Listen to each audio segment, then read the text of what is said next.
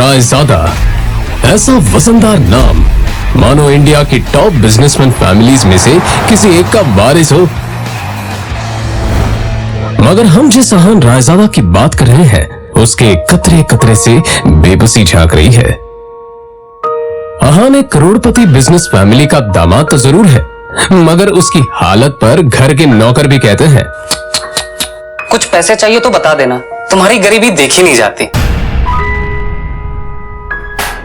कहने को तो अहान जैसी रिच फैमिली के दामाद सड़कों पर महंगी कार दौड़ाते थे, मगर अहान की लाइफ में 3 चीजें आम थी। पहली चीज बेइज्जती, दूसरी चीज बहुत बेइज्जती और तीसरी चीज बहुत से भी ऊपर वाली बेइज्जती।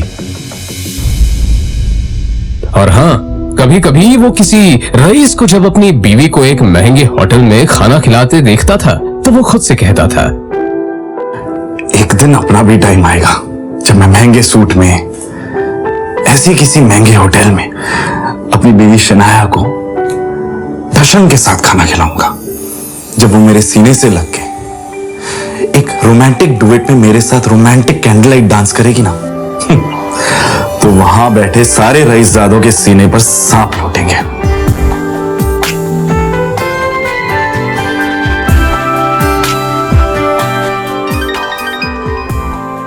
जरूर शनाया ने बहुत अहान चौंक कर उठ खड़ा हुआ। मोबाइल स्क्रीन पर देखा तो शगुन का फोन था। अहान के सारे सपने छूमंतर हो गए। शगुन अहान की बीवी शनाया की कजिन थी जो हमेशा ही अहान को नीचा दिखाने की कोशिश करती थी। मोबाइल की तरफ देखकर अहान ने बुरा सा मुंह बनाया और फिर कुछ सोचकर फोन उठा लिया। मेरे प्यारे जीजा जी, फोन नहीं उठाते आप? ये वो मैम। अच्छा वो सब छोड़िए, आप एक काम कीजिए, साहू ज्वेलर्स पे मेरा एक नेकलेस पड़ा है, मैंने ओनर को कॉल कर दिया है, वहाँ जाके नेकलेस कलेक्ट करके मेरे घर पे आइए। शगुन, मुझे बैंक जाना है और मैं बैंक जाने का तेवर किसी और को दिखाइएगा जीजा जी। वैसे भी आपको हमारे फैमिली के टुकड़ों पर ही पलना है ना? तो जितना काम कहा जा रहा है उतना कीजिए। और हाँ, नेकलेस के साथ में ओनर आपको 30,000 रुपए भी देगा, वो लेकर मेरे घर पे आ जाइए और 30,000 रुपए में से 1 रुपया भी कम नहीं होना चाहिए, समझे ना? देखो शगुन, आज तक मैंने कभी चोरी नहीं की है। और दूसरी बात यह कि अगर मुझ पर इतना डाउट है तो किसी नौकर को भिजवा के करवा लो। क्या है ना, बहस करने की इजाजत आपको है नहीं, तो जितना काम कहा जा रहा है उतना कीजिए। 1 घंटे के अंदर नेकलेस और पैसे लेकर मेरे घर आ जाइए। और फिर से कह रही हूँ, 30,000 रुपए में से 1 भी रुपया कम नहीं होना चाहिए। बाय। अरे है दीदी को बुलाओ यार, है दीदी।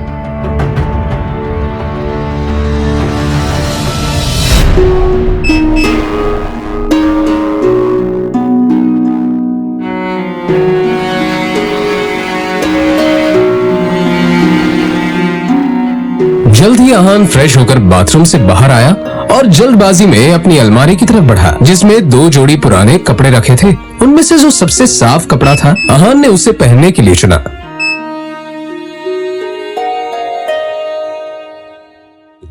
तैयार होकर वो बाहर निकला और जैसे ही सामने देखा तो उसकी सांस यामिनी गिल अपनी कुछ सहेलियों के साथ पार्टी में व्यस्त थी। तभी यामिनी जी की एक सहेली ने अपने सैंडल की तरफ देखकर कहा, यामिनी, ये देखो ना, तुम्हारे आते आते मेरा बेल्ट टूट गया चप्पल का। अब मैं घर कैसे जाऊंगी? अरे इसमें टेंशन लेने वाली कौन सी बात है? तुम पार्टी एंजॉय करो, मैं नौकर से कह दूंगी, वो ठीक करवा कर लाएगा। ना ना, मैं नौकरों पे भरोसा नहीं करती। मेरी चप्पल महंगी है, तू एक बार टूट गई चप्पल तो मैं दोबारा पहनती नहीं हूँ। लेकिन क्या करूँ, घर भी तो जाना है ना। अहान उस तरफ से निकला ही था जब यामिनी जी की नजर उस पर पड़ गई। डोंट वरी, नौकर नहीं है, नौकर से थोड़ा ऊपर ही है, वो तुम्हारा काम अच्छे से करेगा। सुनो, ये चप्पल लो और इसे ठीक करा कर लाओ। तभी यामिनी जी की सहेली ने कहा, यामिनी, ये सब काम दामाद से अच्छा नहीं लगता। अरे तुम इतना टेंशन क्यों ले रही हो? वैसे भी इसे ये सब काम करने में बड़ा मजा आता है। तुम लोग को भी कोई काम हो तो बता दे रहा। दामाद है तो क्या हुआ, चप्पल भी ठीक नहीं करा सकता? कुछ तो करे, वैसे भी कुछ करता धरता तो है नहीं। ये बातें सीधा अहान के दिल पर आकर लगी, मगर अब उसे ये सब हमेशा ही सुनने की आदत हो गई थी। उसे याद था कि आज उसका बर्थडे है, मगर ये सिर्फ उसे ही याद था, बाकी किसी को भी इससे कोई मतलब नहीं था। अभी शगुन का काम करने जा रहा। बहस मत करो, जो काम दिया है वो करके आओ। दामाद है तो दामाद की तरह रहो, भिखारी कहेगा। पता नहीं शनाया की जिंदगी में ऐसा क्या लिखा था कि तुम जैसा पति मिला है उससे। और अब यामिनी जी की सहेली ने अहान को उसकी टूटी हुई सैंडल की स्ट्रैप दिखाकर कहा, ये वाली चप्पल ठीक करना है, महंगी दुकान में ठीक करवाना, समझ में आया? कहते हुए उसने अहान का हाथ उठाकर सैंडल उसके हाथ में पकड़ा दिया।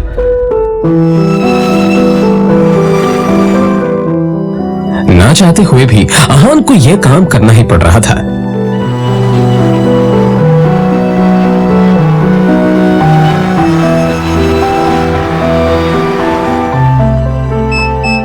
उसके मोबाइल पर उसकी बीवी शनाया ने मैसेज किया।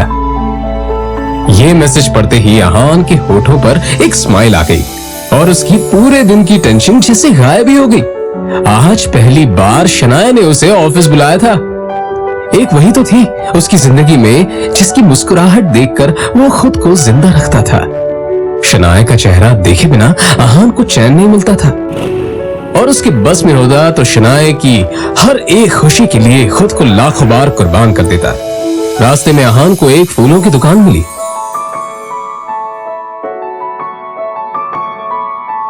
और अपना पर्स निकालकर देखने लगा। उसमें सिर्फ 500 का एक नोट पड़ा हुआ था। जैसे ही अहान वापस मुड़ा तो उसे शगुन का काम और अपनी सास के दिए हुए काम याद आ गए। उसने एक नजर घूर कर उस सैंडल की तरफ देखा और कहा, माफ करना आंटीज और सासू माँ, आप लोगों को सादर प्रणाम। पर शनाया से बढ़कर मेरे लिए और कुछ नहीं है। थोड़ी सी डांट सुन लेंगे आपसे। और फिर उस पैसे से अहान ने शनाया के लिए फूलों का वो बुके ले लिया। आज वो पहली बार गिल कंस्ट्रक्शन के ऑफिस जा रहा था, जो कंपनी गिल खानदान की थी। ये सोचकर आज वो फूला नहीं संभाल रहा था कि वहां उसका अच्छे से स्वागत होगा, कि तभी सामने से आने वाले एक आदमी से अहान टकरा गया। उसका नाम देव मल्होत्रा था। यू इडियट, दिखाई नहीं देता तुम्हें? पता नहीं कहां से मुंह उठाकर चले आते हैं। इस ऑफिस में तुम्हारी खड़े होने की भी औकात नहीं, और ऐसे टहल रहे हैं जैसे तुम्हारी खाले जी का घर है। कौन हो तुम? शायद देव मल्होत्रा ने भी उसके बदरंग कपड़ों से उसे नौकर या ऑफिस बॉय ही समझ लिया था। मल्होत्रा ने एक नजर नीचे पड़े बुके की तरफ देखा और फिर उसे अपने पैरों तले कुचल के बाहर निकल गया। अहान ने अपना सर झुकाए बस उस बुके की तरफ देखा। उधर शनाया अंदर से ये नजारा देख रही थी। तभी अहान की नजर शनाया पर पड़ी तो एक पल के लिए वो अपनी बेइज्जती भूल गया और वो शनाया के केबिन में दाखिल हो गया। वो शनाया की तरफ बढ़ा। अब जाने भी तो शनाया, जो हुआ मेरे साथ वो हुआ, और तुम इतना टेंशन क्यों ले रही हो? जो बात गई वो बात गई। तभी शनाया चीखते हुए बोली, दूर हटिए आप मुझसे, दूर हटिए। आप चले क्यों नहीं जाते मेरी जिंदगी से? नर्क बना रखी है मेरी जिंदगी। अहान को एकदम से झटका सा लगा। वो खुले मुंह से शनाया की तरफ देखता रह गया। तभी शनाया आगे बोली, पता नहीं कौन से बाबू की सजा मिल रही है मुझे। आप चाहते क्या? पापा ने हम दोनों की शादी जबरदस्ती करवाई थी, वरना आप तो कभी मेरे लायक थे ही नहीं। और आज भी आपको पति कहते हुए मुझे शर्म आती। अरे आज तो ड्राइवर नहीं था इसलिए आपको बुला लिया, पर मुझे क्या पता था कि मेरा पति इस काम के भी लायक नहीं है।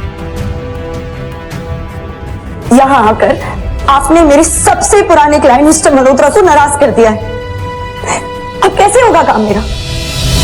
आंखों में आंसू लिए शनाया ने आगे कहा, मैं जहां पर भी जाती हूँ आप मुझे बेइज्जती के सिवा और कुछ नहीं दे सकते। सिर्फ एक बदनुमा दाग बनकर रह गए आप मेरी जिंदगी पर। इतना कहकर शनाया केबिन के बाहर निकल आई। तभी रास्ते में पड़े बुके की तरफ देखकर शनाया ने कहा, क्या है ये सब? क्या गंदगी फैला रखी है यहाँ पर? फेंको इसे डस्टबिन में। फूल को अपने पैरों से कुचलते हुए आगे बढ़ गई।